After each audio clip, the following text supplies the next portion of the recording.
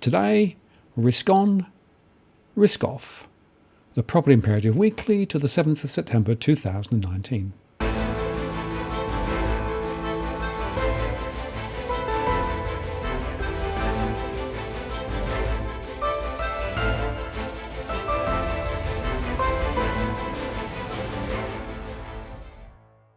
Hello again, it's Martin North from Digital Finance Analytics. Welcome to our latest post covering finance and property news with a distinctively Australian flavour. In this week's digest of the recent events, we look at the latest from the Federal Reserve, recent movements in the markets, and locally the implications of this week's weak GDP outturn at a time when home prices continue to rebound, at least in places. And in a week when we got significant media coverage on a range of important issues, and we also took some flack from some who prefer to play the man, not the ball. But we continue regardless. As usual, we'll start with the international markets, but if you want to jump to the Australian segment, the code is shown below, and in the comments we list the main topics covered today. The US markets moved just a little higher on Friday, with mixed data from the US jobs report, the strong expectation that a Federal Reserve interest rate cut will happen this month, and more stimulus from China eased some of the worries about the trajectory of global growth. Through the week, the market turned positive as news that the US-China trade talks are set to resume in earnest next month, though White House Economic Advisor Larry Kudlow suggested it would take some time to get a trade deal with China, so don't expect an instant result. US jobs growth slowed more than expected in August, with retail hiring declining for a seventh straight month, as the Labour Department's non-farm payroll data showed that the economy added 130,000 jobs in August. That's below expectations of around 158,000. The employment figure would have been lower, except for 25,000 workers put on the government payroll to prepare for the 2020 census.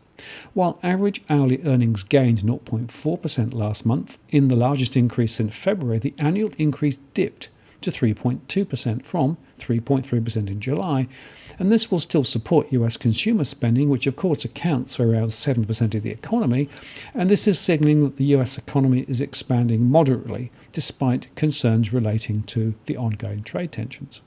Also on Friday, speaking at the University of Zurich, Fed Chair Jerome Powell said that the labour market was strong and the central bank will continue to act as appropriate to sustain economic expansion.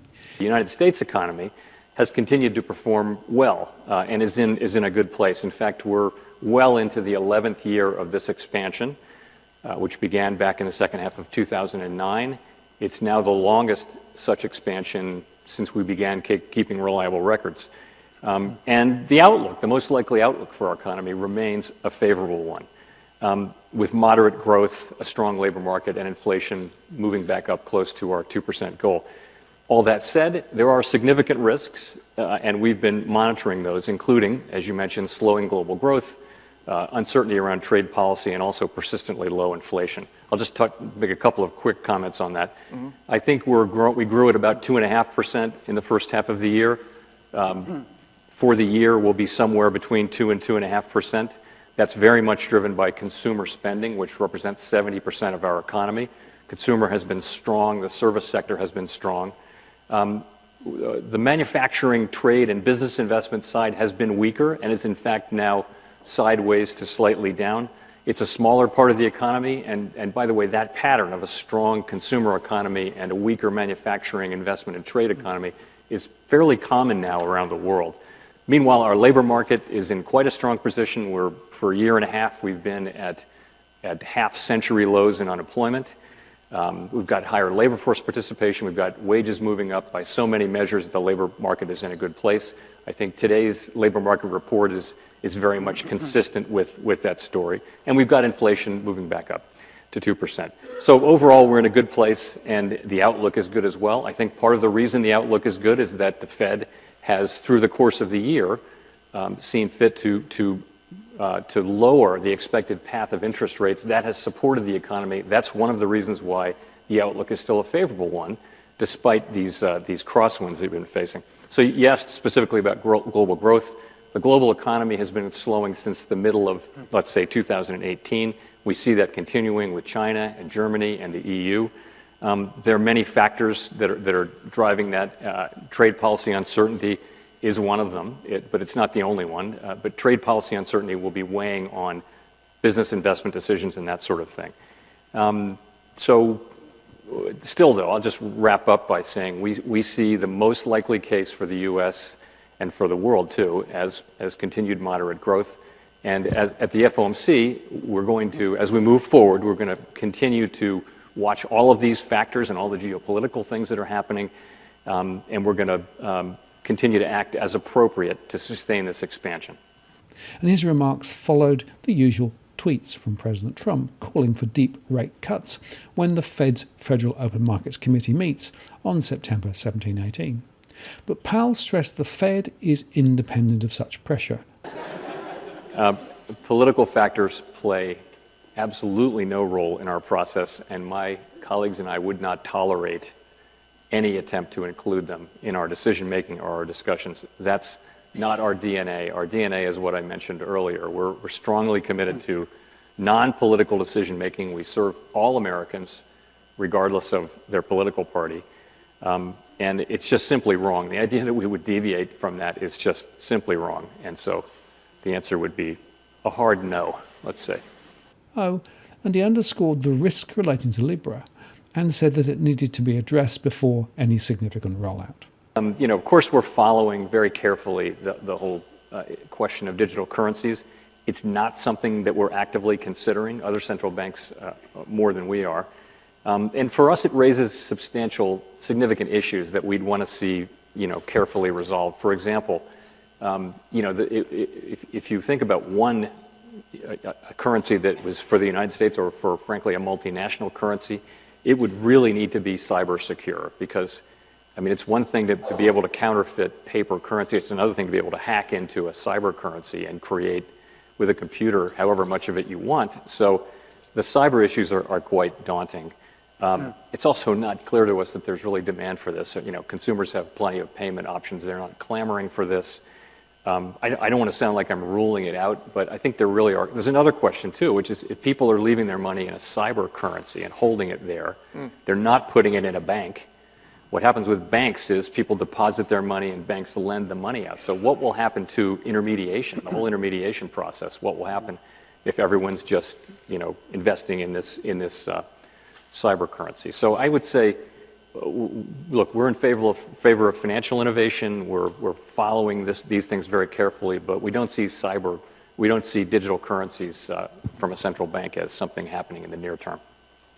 So I want to start again by saying that we do want to see responsible financial innovation. We think that's key. We think that will enable people to be better served and drive costs out of the system. So it's important that we be open to that. I think, as I've said before about Libra, with Facebook's very large network of more than a couple billion people, a stable coin could be systemically important very quickly if it were to have wide adoption, and that's not a foregone conclusion. But because of that, we would think that Libra would need to be held to the highest standards. It could be systemically important right away, potentially, and because of that, it would have to be held to the highest regulatory and supervisory expectations. It is not obvious to see how that would happen under our current regulatory system. So it's the kind of thing where we've said this is not going to be a sprint to implementation. This is going to be a careful, thoughtful conversation about how we can do our job of protecting the public from cyber risk and all the other risks that come with something that's systemically important. At the close in New York, the Dow Jones Industrial Average gained 0.26% to hit a new one-month high, ending at 26,797, while the S&P 500 index added 0.09% to close at 2,978, and the Nasdaq Composite declined 0.17% to 8,103. The Nasdaq Composite slipped to a small loss at the end of the day because of a weakness in Amazon, down 0.39% to 1,833, and Apple down to 213.26. Tech stocks, of course, are heavily exposed to China. Stocks had soared on Wednesday and Thursday on news that The US and Chinese negotiators expect to meet next month in Washington. The volatility index was down a substantial 7.81% to 15.92 and down more than 40% from the start of the year. The major averages finished higher for a second straight week. The S&P 500 was up 1.8% on the week, and the Dow only 1.5%, and the Nasdaq was up 1.76%. Energy shares moved up as West Texas Intermediate crude moved up to $56.70 a barrel, ending the week up 2.9%, and gold moved lower, down 0.67% and closing at $1,526, while silver slid 2.88% to $18.74. US Treasuries fell in price and the yields rebounded from multi-year lows as investors moved out of safe assets into equities. The 10-year Treasury yield was 1.559%, up from a 3-year low of 1.428% in midweek, when soft economic data and Sino-US trade worries stoked global recession concerns.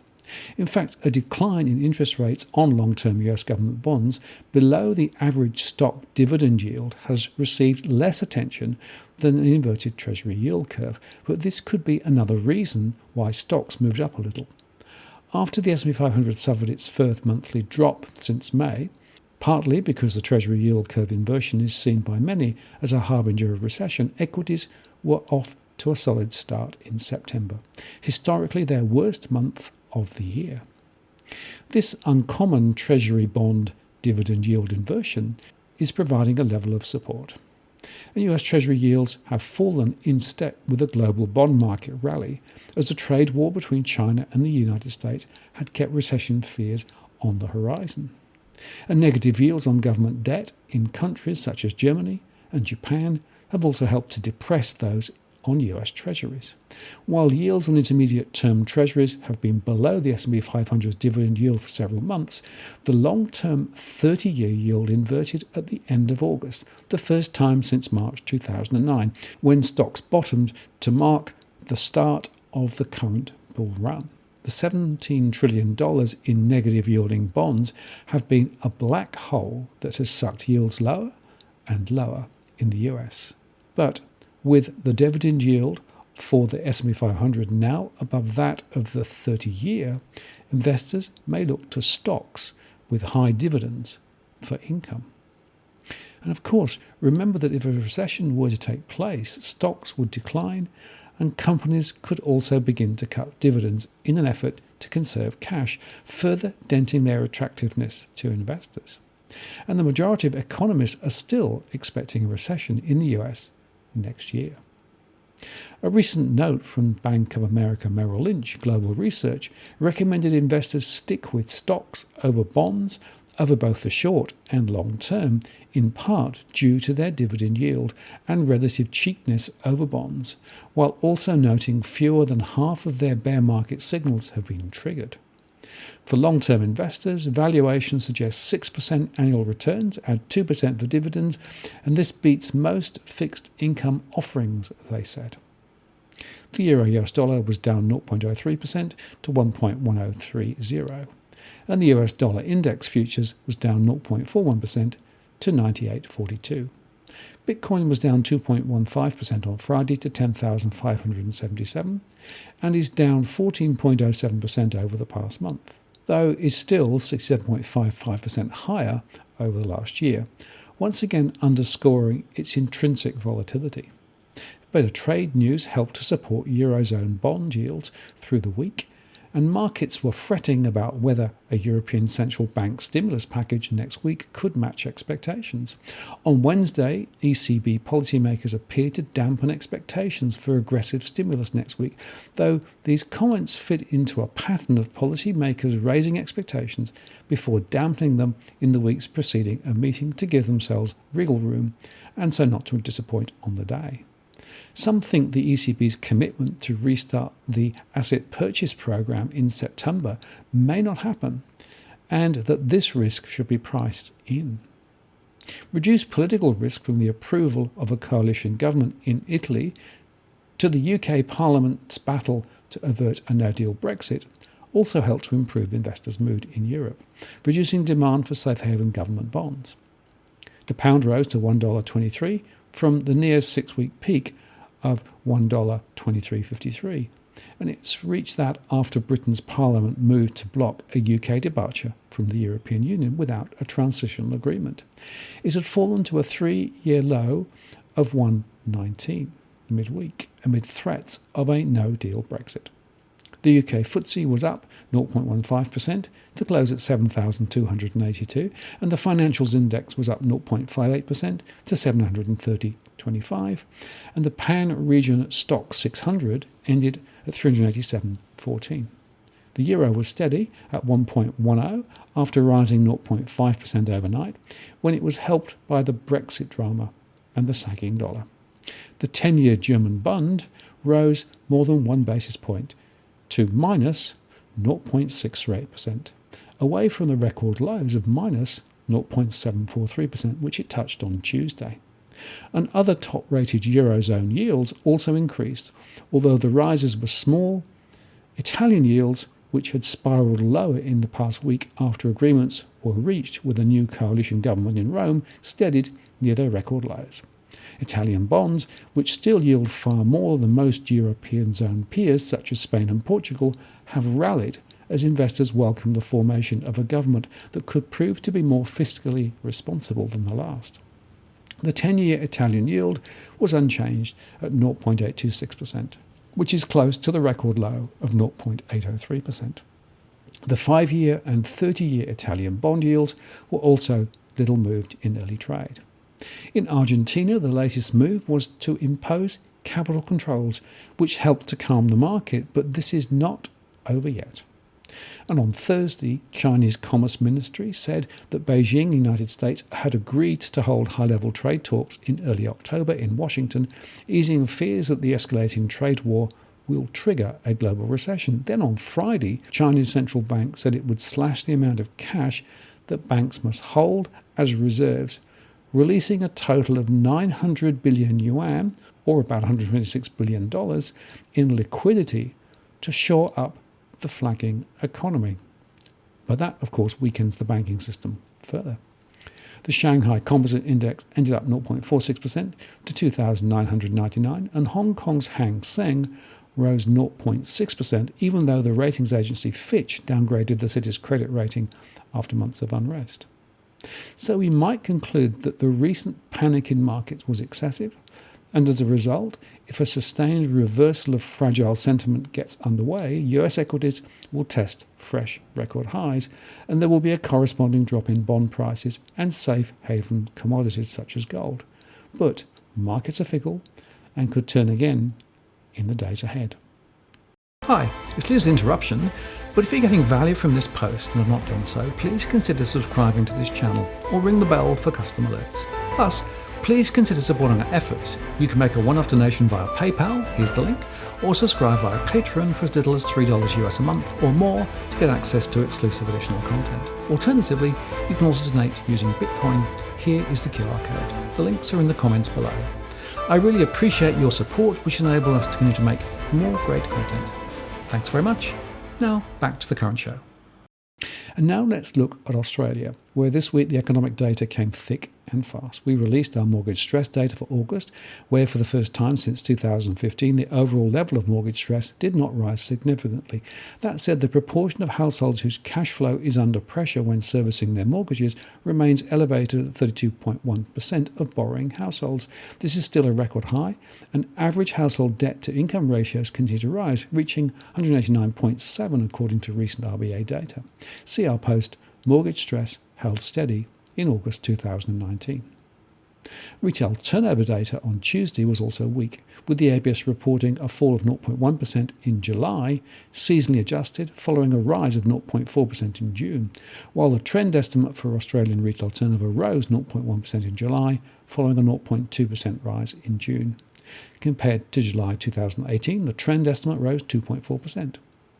In seasonally adjusted terms, there were falls in Queensland, down 0.2%, New South Wales, down 0.1%, South Australia, down 0.5%, Victoria, down 0.1%, the Australian Capital Territory, down 0.5%, and Tasmania, down 0.1%. But there were rises in Western Australia, up 0.6%, and the Northern Territory, up 0.3%.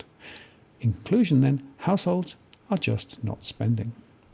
And this was confirmed in our release of the Household Financial Confidence Index, which came in at 85.45, compared with 85.43 last month, but still well below the 87.69 back in 2015, and those lows are significantly below the neutral setting.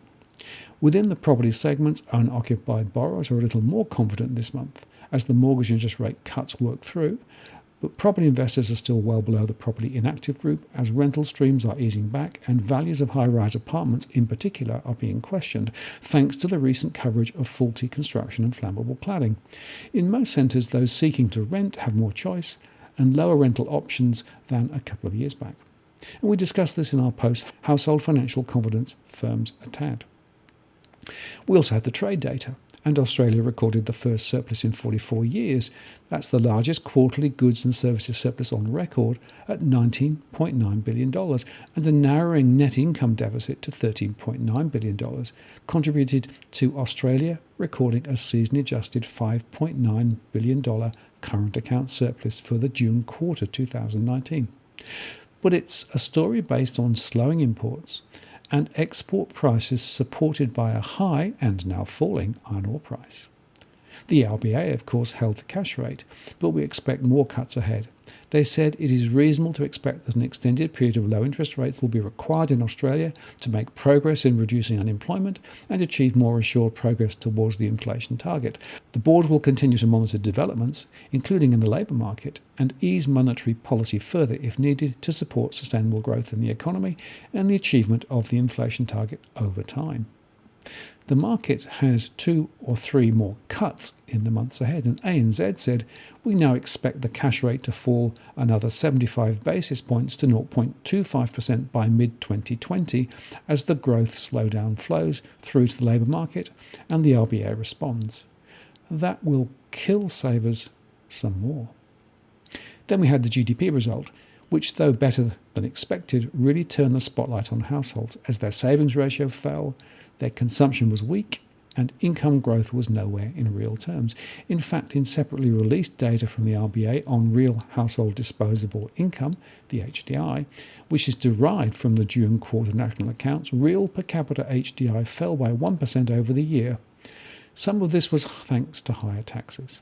So while exports and government spending helped to support the result, the net result was 0.4% in trend terms, or 0.5% in season-adjusted terms, giving an annual growth rate of 1.4%. This is a sharp loss of momentum from 3.1% a year ago, and this pace is below that of population growth and is the slowest pace since the GFC back in September 2009. The RBA statement on monetary policy for August forecast growth of 1.7% for the year to June 2019, so the results suggest the RBA will not reach their 2019 and 2020 growth forecasts. Once again, they look wildly optimistic. To achieve the RBA's forecast of 2.5% growth for 2019, the second half of 2019 will need to register growth of 1.6%, or more than 3% annualised. That now seems out of reach and makes the assumption of a leap to 2.75% in 2020 more stupid than brave. More recent data on retail and residential building activity was flagged, and that means more weakness ahead. Worse, the GDP per capita data was flat in the June quarter, meaning that any growth was driven by more people coming into the country, not more productivity. Both GDP and consumer spending contracted over the year in per capita terms. So why so weak? Well, the Australian economy is travelling through a sustained patch of cyclical weakness centred on construction, particularly housing after a tightening of lending standards. Beyond that, there are powerful structural headwinds emanating from weak wages growth and productivity, which is slowing consumer spending. And we discussed all of this in our post-GDP tanks. So what next? And there was some amazingly misleading reporting in the media about these results, with claims of a strong economy, the need to look through 1 week quarter as the 2 rate cuts and tax refunds come through, and even in the AFR an idiotic claim that household incomes were rising. A mix of high resource prices and high wages have helped Australia dig itself out of an income recession and reach a record standard of living as measured by disposable income per person. But the problem is this temporary jump in iron ore prices has boosted national income.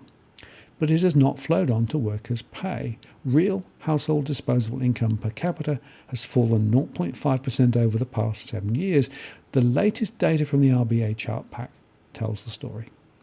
Clearly, there's an attempt by some in the media to spruik despite the facts. This is shameful, but to be expected given the relationships which now exist between media and real estate, and the AFR did a piece on DFA, which was a myopic piece of reporting compared to the interview I gave, preferring to focus on my shirt rather than my data. Just shameful, but then I take it as a badge of honour that our work is getting noticed.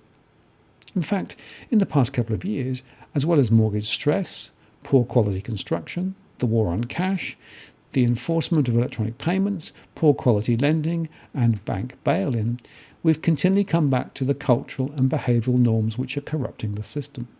As a result, households are being taken to the cleaners to the benefit of the big end of town.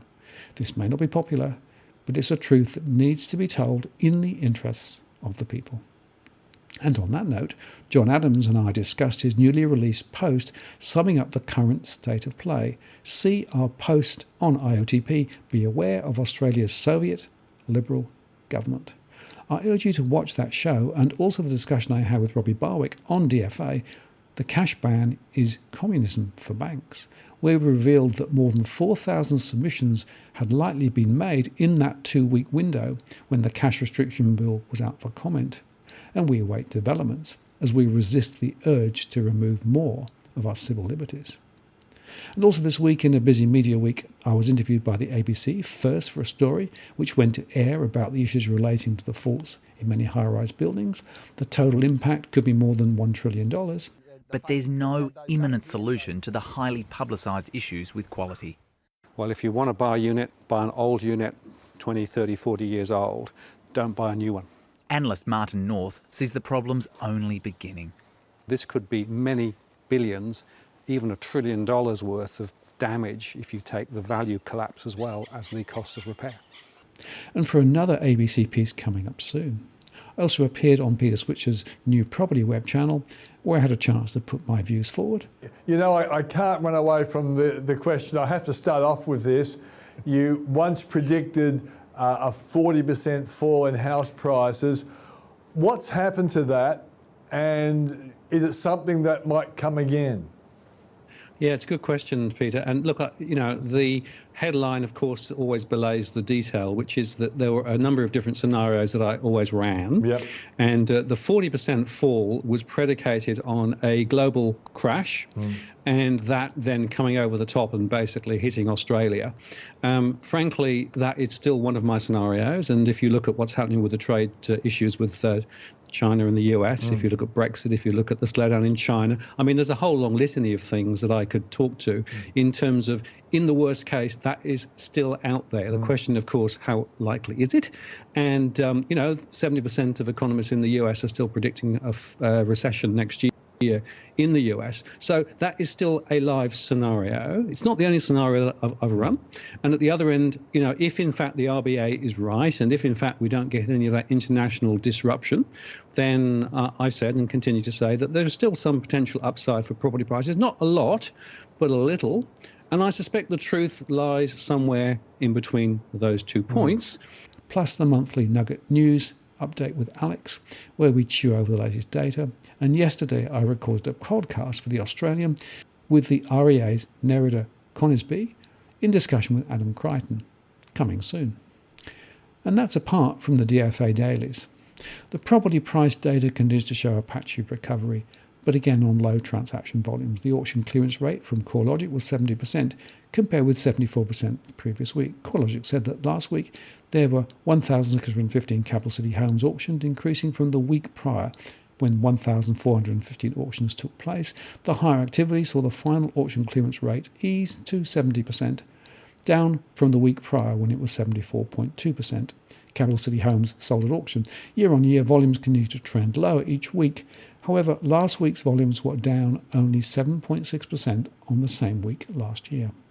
while clearance rates are tracking around 15 to 20 percentage points higher each week.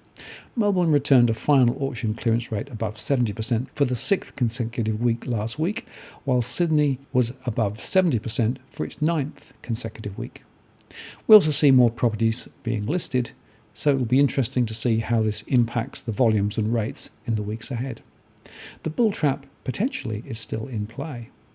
And CoreLogic's index also tracks a little higher. So looking at the annual movements based on the CoreLogic series, we can see that prices in Sydney are continuing to move sharply higher, and the same is true in Melbourne. We can see that in Brisbane things are not going the same way at all, and Adelaide is also drifting sideways, while Perth is continuing to fall, although the 5 cities average is a little higher this week. Looking at the individual movements across the main centres based on data to the 5th of September, we can see that Sydney rose 0.38% in the last week, rose 2.07% over the last quarter, fell 0.68% over the last year, and is down 13.3% from peak. In Melbourne, they rose 0.34% over the last week, they rose 2.1% over the last quarter, they fell 0.5% over the last year, and they're down 9.4% from peak. In Brisbane, they rose 0.01% over the last week, they were flat over the quarter, they fell 2% over the last year, and they're down 2.2% from peak. In Adelaide, they rose 0.02% over the last week, they've fallen 0.99% over the last quarter, they've fallen 1.1% over the last year, and from peak they're down 1.5%. Perth rose 0.05% over the week, but they're down 1.71% over the quarter, down 8.8% over the last year, and down a massive 20.7% from peak. And across the major 5, they were up 0.27% over the last week, up 1.23% over the last quarter, down 5.9% over the last year, and down 9.7% from peak. Once again, it's worth stressing these averages do not tell the true story down to individual postcodes and properties. And the real question, of course, is what's ahead? As Shane Oliver said this week, talk of a recession remains all the rage, and economists don't have a great track record in predicting recessions globally, with an IMF study finding that of 153 recessions seen in 63 countries around the world between 1992 and 2014, economic forecasters only predicted 5 in April of the year before they started. So why would they pick this one? And he concluded, our assessment remains that growth will remain soft and that the RBA will have to provide more stimulus by taking the cash rate to around 0.5% and possibly consider unconventional monetary policy like quantitative easing. Ideally, the latter should be combined with fiscal stimulus, which should be fairer and more effective. While Australian growth is going through a rough patch with likely further to go, recession remains unlikely, barring a significant global downturn. And I think that's the point. If globally things stay where they are or improve, then Australia might well muddle on with very low rates and unconventional monetary policy. But if a global recession does come on, then things will get so much worse. And this is why I run a bunch of different scenarios in my core market model. In the best case, property prices a little higher in the next couple of years, through to a substantial fall. And I also weight each scenario based on my assessment of its likelihood. Now, this approach is more appropriate given the uncertainties and vagaries in the system, but it seems that this confuses the media who want a shocking but simple story. It's just that real life is way more complex, and that's what our modelling is trying to do. And I feel that the risks of a global downturn are still elevated, in which case, compared to a decade or so ago, we are worse placed. In 2006-07, we had positive household income growth, a substantial surplus, and interest rates were high enough to allow them to cut by more than 4%. Today, none of that is true, so there is a target on the Australian economy. My final point is the April loosening of lending standards was precisely the wrong approach, because as rates are cut, lending will run away. And asset prices, both stocks and houses, may well rise in value, but artificially so. And remember that on an absolute basis, property prices are currently around 40% over their fair market value, which suggests there is still trouble ahead if that credit crunch does come. The ASX 100 rose 0.15% to end at 5,506. The financials index rose 0.76% to end at 6,295. And the local volatility index fell 4.28% to end at 1308. ANZ rose 0.71% to 2707. CBA rose 0.37% to 79.54. NAB rose 0.87% to 27.75. And Westpac rose 0.49% to 28.63 after more class action news this week. Bank of Queensland rose 1.21% to 9.20. Bendigo and Adelaide Bank rose 0.83% to 10.98. And Suncorp rose 0.44% to 13.74. Macquarie rose 1.45% to 127.08. And AMP was up 5.42% to 175. Lenders Mortgage Insurer Genworth was up 2.57% to 319. McGrath, the real estate agent group, was down 10.87% to 20.5 cents. And Yellow Brick Road was up 1.45% to 7 cents. AFG fell 2.67% to 219. Mortgage Choice fell 0.45% to 109. And the Australian US dollar rose 0.51% to 68.48. The Euro Aussie dollar cross was down 0.49% to 1.6106. And the gold Aussie cross was down 1.30% to 2,200.48. And the Bitcoin Aussie cross was down 3.66% to 15,181. I'm Martin North from Digital Finance Analytics. Many thanks for watching, and I'll see you again.